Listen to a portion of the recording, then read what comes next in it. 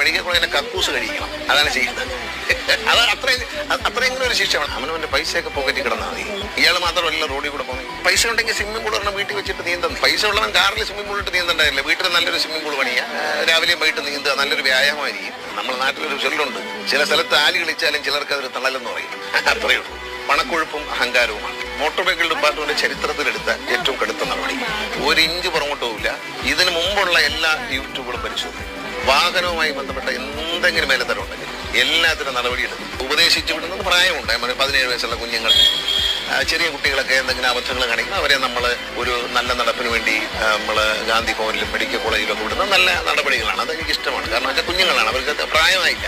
പക്ഷെ പ്രായപൂർത്തിയായിട്ടും പണത്തിന്റെ കുഴപ്പമുണ്ട് അഹങ്കാരം കാണിച്ചാൽ അകത്ത് കിടക്കും എന്നേ പറയാനുള്ളൂ.